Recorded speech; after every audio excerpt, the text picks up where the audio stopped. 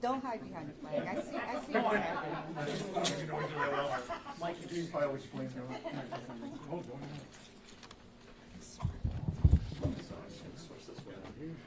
Oh, you're not. Oops. I am so sorry. Oh, was that me or you? I don't know, but I just. It's all right. Oh, okay. One of those things. There we go. We'll have to work.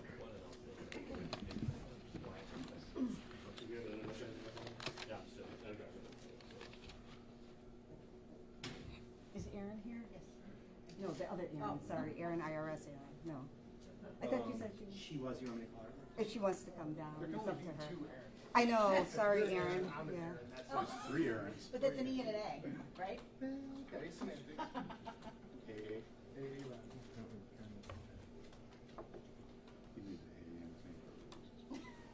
Sorry, we're waiting maybe for one person.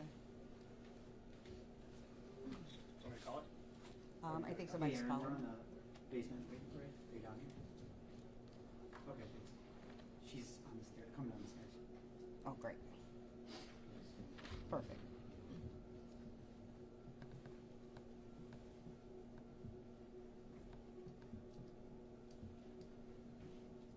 Who's officially in charge of it? Is this one rolling order, or is it? I see the hard one, like, it's split. Do you have a speech plan? Who, me? Yeah, oh, me. You studied Greece, didn't you?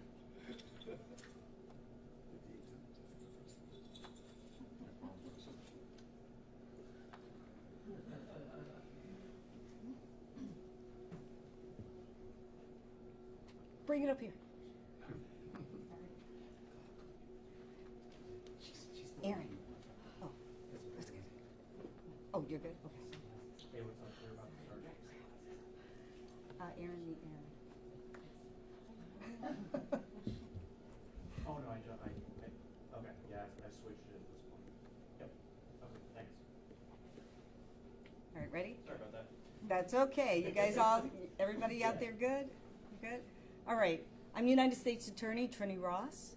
Thank you for coming today. We're here to announce an arrest in a stolen theft case. But before we get to that, let me introduce some of the people who are standing here with me. We have SAC from the Homeland Security Investigation Division, Aaron Keegan. We have Special Agent from IRS, Aaron Briganti. We have Grease Captain Mike Perkowski. And we have Sheriff Todd Baxter, along with other members of the Greece Police Department and IRS Criminal Investigation Division. Today, there was an arrest of 6 people, and they were charged in a criminal complaint. These individuals are Shaban Banks, Amanda Reeves, Chad Lewis, Chance Lewis, Dominic Sprague, and James Civiletti. These individuals have been charged in a criminal complaint, so they are innocent until proven guilty, but the allegations against them are as follows. Committing wire fraud, committing transportation of stolen goods in interstate commerce, money laundering, and conspiracy to commit wire fraud and conspiracy of the other counts I've alleged. This criminal conduct spanned a period of time from December 2021 through October 8th of 2024. A full investigation has been conducted by the Greece Police Department, the Monroe County Sheriff's Department, Homeland Security Investigations, and the IRS Criminal Division. I'm going to outline briefly the scheme of the conduct, but then AUSA Kyle Rossi, who's up here with me as well, will talk more in depth about these charges. So the scheme was as follows. Banks, Reeves, Lewis, and Lewis Jr. engaged in retail theft by stealing new in-box items from a variety of stores. After they stole these items, they would then sell these stolen items to Sprague and Civiletti and others at New York Gold Diamond Pawn Shop for a fraction of the actual retail value. Sprague and Civiletti would then resell this stolen merchandise on eBay at prices higher than what they paid, resulting in significant profits to their pawn shop. As I stated, AUSA Cal Rossi will provide more detail as laid out in the affidavit of this criminal complaint. He will discuss the number of items purchased. He will discuss the number of occasions that these items were sold to the pawn shops. He will discuss the amount paid to the boosters, these other individuals who stole the items, as well as the percent amount of retail value. Some of these stores who were victims of this crime suffered significant losses as a result of this alleged criminal conduct by the defendants. These stores include Target, Home Depot, Lowe's, Walmart, and Kohl's.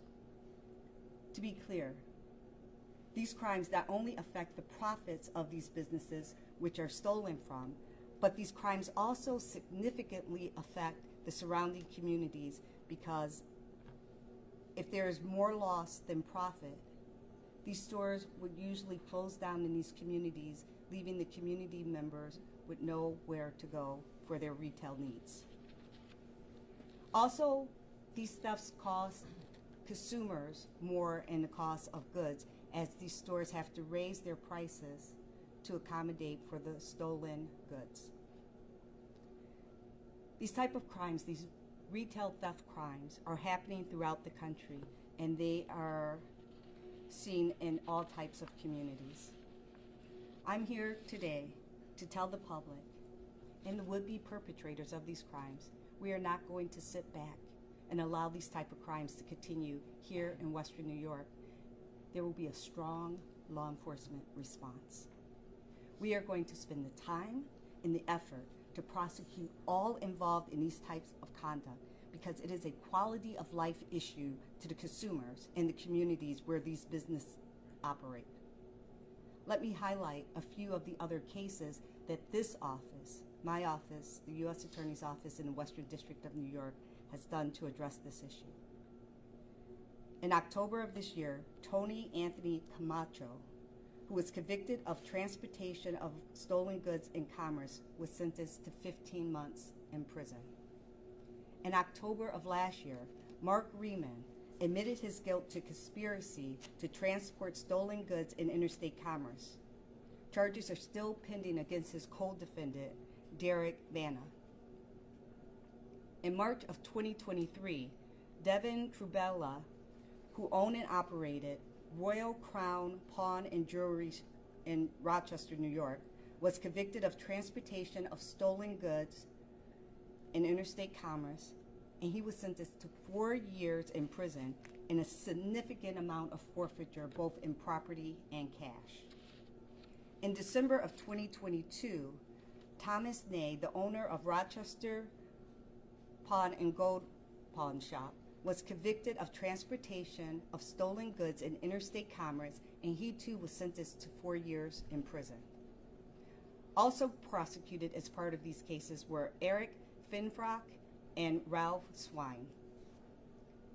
So the clear message we are here today to put out to the community and the would-be perpetrators is we are prosecuting these cases and all who are involved in these types of cases. The boosters, that is the people who are stealing the merchandise, the buyers, and those who engage in resale in any way of this stolen merchandise. We will continue to put the time and resources to the investigations and prosecutions of these retail theft cases. And now I would like to turn the podium over to HSI SAC Eric Keegan.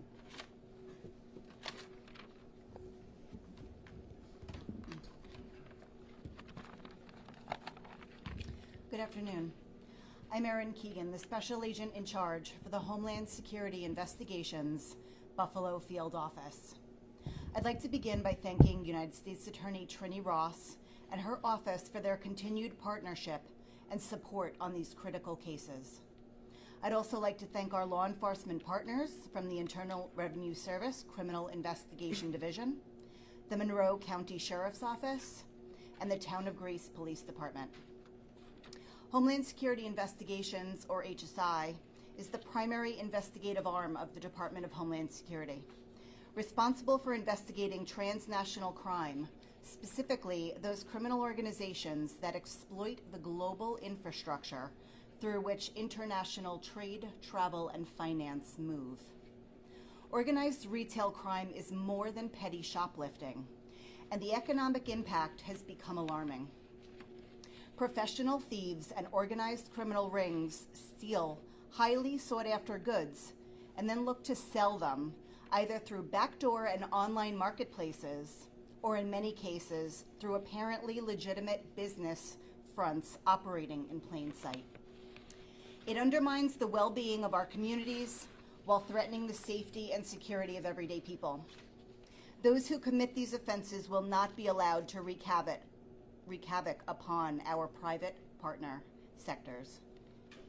This investigation exemplifies how continued partnerships between law enforcement and businesses throughout the region disrupt organized theft groups that are conducting, promoting, and profiting off of this dangerous activity. Thank you. All right, Cal, can you talk a little bit about the police? Sure. So first, I'd like to thank the Greece Police Department, the Monroe County Sheriff, IRS, and the Department of Homeland Security for all of their hard work in this case. If you want to know how this prosecution became possible, it's because of good old-fashioned police work done by the town police department in Greece. Greece PD in around November of 2023 became aware of an unusually high number of pawns or transactions of new in-box goods that were being conducted at New York Gold Diamond Pawn on Stone Road in Greece. And it didn't look right, it didn't smell right, and the Greece investigators and administrative staff there and their leadership rightly understood that this was indicative of theft. Through their hard work, they uncovered, at the very least, 4 larcenists that are charged in the criminal complaint, which is a publicly filed document. With help from the Monroe County Sheriff's Office, they continued their investigation and ultimately teamed up with the Department of Homeland Security, IRS, and the U.S. Attorney's Office. And it really took the resources and knowledge of all of those agencies to pull together what really is a widespread retail theft ring with a huge dollar amount. As you can see from the criminal complaint, the New York Gold Diamond Pawn and Sprague and Civiletti are accused of purchasing more than 37,000 new in-box items from the larcenists on a daily basis, sometimes more than once a day. The criminal complaint alleges that the larcenists were paid directly from the pawn shop more than $290,000 in a period of just over 2 years. Many of these transactions, as you can see from photos in the criminal complaint, involve the larcenists bringing in piles of new in-box goods, things that they had stolen from Home Depot, Lowe's, Kohl's, local retailers, minutes before, within an hour of bringing them to New York Gold Diamond Pawn and selling them for cash. Now, as you can see in the complaint, the number of incidences that we're aware of and the dollar amounts are a small sample of the wider spread fraud in this case. IRS did some, their specialty is financial analysis, and their analysis showed that New York Gold Diamond Pawn resold approximately 48,000 new in-box items via eBay for over $2.4 million in almost a 2-year period as a result of this scheme. If you wonder why when you go to Lowe's or Home Depot, the price of tools, goods, building supplies are going up, this is a huge reason why. If you're wondering why, as U.S. Attorney Ross stated, stores are closing in certain areas, this is a reason why. It's because theft has gone unchecked, and thankfully Greece PD, the Monroe County Sheriff's Office, decided to do something about it. And it took the combined resources of IRS, Homeland Security, and the U.S. Attorney's Office to recognize this for what it is. And it's an organized conspiracy involving the purchase and resale of stolen goods. I can answer any questions specifically if there are any at this time. Just to understand the process for Greece, the pawn shops have to report what they take in. Is that how they were able to become alerted to that these were new boxed items, or how was that? Correct. That's one way in which Greece became aware, Greece PD became aware that the pawn shop was involved and was likely purchasing stolen property. As U.S. Attorney Ross mentioned, there have been multiple pawn shop prosecutions in this district in recent years for this exact type of activity. In this case, New York Gold Diamond Pawn filled out for each transaction that we're aware of, they filled out a Leads Online purchase receipt or purchase record. Leads Online is a system database that's accessible to law enforcement. The Greece Town Code requires all pawn shops in Greece, through coordination with the Greece Police Department, to report to Leads Online purchases that they make from individuals. The purpose of Leads Online is to allow law enforcement to identify stolen material. So as you'll see in the criminal complaint, there are examples of Leads Online purchase receipts that would be considered legitimate. They list things like serial numbers, single pictures of an item, identifiers that would allow law enforcement to know and identify an item that might have been stolen from Lowe's or Home Depot or Kohl's or somewhere else an hour before. As according to the criminal complaint, as you can see, the hundreds and hundreds and hundreds of Leads Online tickets, Leads Online receipts that were filed by New York Gold Diamond, Sprague, and Civiletti contained far away, vague photos of just piles of new in-box merchandise, which this really made it impossible for law enforcement to trace stolen goods from the store to the thieves to New York Gold Diamond and Pawn. And that outrageous number of new in-box purchases and huge number of items that were brought in every day by the same people, as indicated in the criminal complaint, was highly indicative of fraud and led to the arrest and execution of search warrants in this case. So in other words, the purchases or the transactions weren't properly documented by the pawn shop? As alleged in the criminal complaint, the records were vague, very vague. Vague to the point that a police officer looking to recover a stolen tool, or in this case 50 stolen tools that came in one day, would not be able to identify the stolen tools that were purchased by New York Gold Diamond Pawn because of the manner in which they kept their records. Is it alleged that this vague filing was done intentionally? As stated in the criminal complaint, in one word, yes. When it comes to organized retail crime, is this what you find, this is the typical type of organization, or is this atypical in any way in terms of number of people involved, how it operated? So as the U.S. Attorney talked about, there have been in this district previous prosecutions of this nature, and what you find are groups of larcenists that work in tandem, that know each other and go to the same place to offload their stolen merchandise over and over and over until that offloading place is eliminated. And so it's unfortunately a trend, and I think probably the sheriff in Greece PD can speak more about this, but unfortunately it's a trend that has become, it's brought to the forefront right now of everyday life, and you see the ultimate results of that, of closures of stores in places that really need stores. So these 6 individuals, where are they now? We had initial appearances today that took place in United States Magistrate Court. There are 6 defendants. 4 of the defendants are currently in custody, and they're being held pending further proceedings. The 4 that are in custody are Dominic Sprague from the New York Gold Diamond Pawn Shop, James Civiletti, also New York Gold Diamond, James Civiletti is not in custody. There is Shaban Banks, who's one of the accused larcenists, Amanda Reeves, an accused larcenist, and Chad Lewis Jr., an accused larcenist. You want the sheriff to speak to what he's seen about these type of theft rings? Yep. If there's nothing else from me, I'll step back and let Sheriff Baxter. That's a quick thing to pursue, but this went federal because of they were then reselling on eBay across, or is there a reason why this is? It was federal because there are multiple federal crimes involved here. One of them, it's not a simple retail theft. When it becomes organized, it can become a conspiracy. And when a conspiracy causes the transmission of interstate wires, whether all the participants in the conspiracy know it or don't know it, that can become federal because that affects interstate and foreign commerce. When it involves the ultimate resale of stolen goods to the tune of $2.4 million over state lines to buyers all over the United States, that becomes federal because it affects interstate and foreign commerce. And in this case, that's exactly what the criminal complaint alleges. Okay, thank you. Real quick side, Yeah. just to make sure I have the right number. How much was allegedly stolen by these people? That is a question that probably no one can answer. But what I can tell you is what the criminal complaint found, and this investigation took multiple approaches to determine loss amounts, actual theft, resale of theft.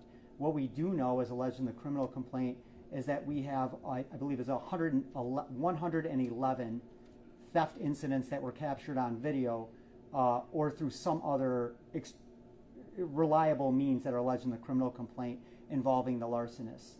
So that's 111 theft incidents. And I think that the known loss from that, which is estimated by loss prevention officers from the retail stores, was well over $100,000. What we also know, though, is that the pawn shops in Sprague and Civiletti paid the larcenists over $290,000. And we know from the investigation, as referenced in the criminal complaint, they paid 20 to 30% of the actual retail value on eBay, what they would make from it, for the items that they purchased. So $290,000 times 3 is just under $900,000. We also know that they sold 48,000 new in-box items through eBay in approximately a 2-year period while this conspiracy is alleged to have taken place. And we know that they grossed over $2.4 million in sales. So the actual theft is very difficult to calculate, but it's widespread and it's really large. Thank you. Just, you see our retail theft details out there, or multi-jurisdictional, going at these stores and undercover officers in there and making sometimes 20, 30 apprehensions on a detail of these retail thefts that are going on. And this is the other end of it. So as you put these stories together and you start putting the gravity of this thing together, this is expensive. This is costing the poor people in our community an extreme amount. By the grace of God, maybe you and I can afford the inflation rate, the larceny inflation rate, but think of the poor people on fixed income that need now to go to these box stores and try and buy something, and they're paying an inflation rate because of criminal conduct. And that's why we're out here doing the retail theft details and being very aggressive. And then when you can partner up with our federal partners and put good charges on people that hopefully make a statement that no stones left unturned, we're going to go to the retail part and do our part there.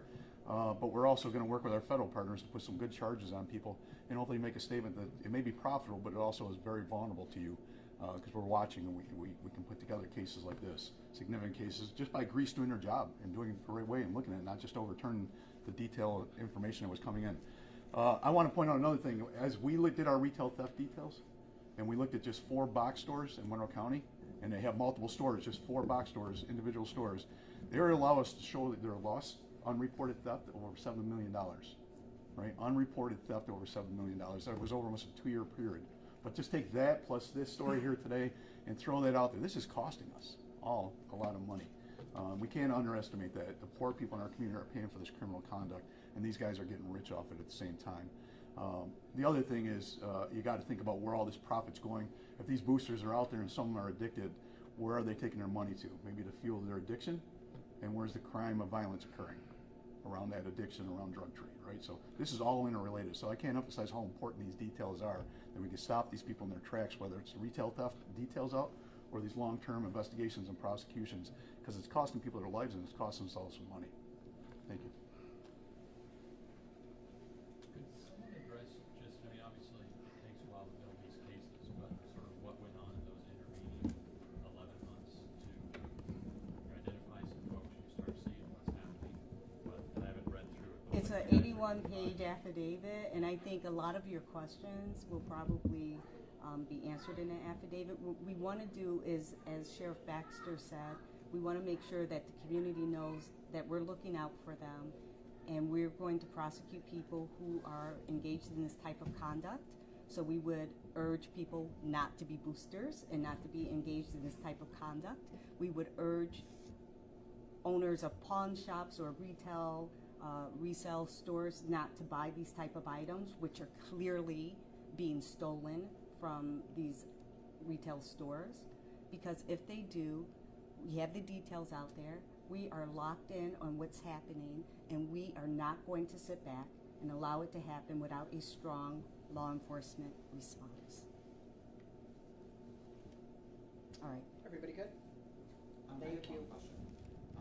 James Civiletti, is he the same person who was convicted of illegal sports betting from this summer? Yeah, All right? Thank you. Thank you.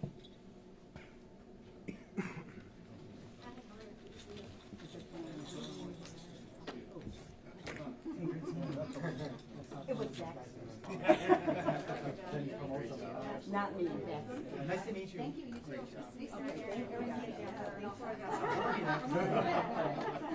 We're gonna get them now promoted. That's what we're gonna do. Like to see you. Dr. One this weekend? No, no, I'm not.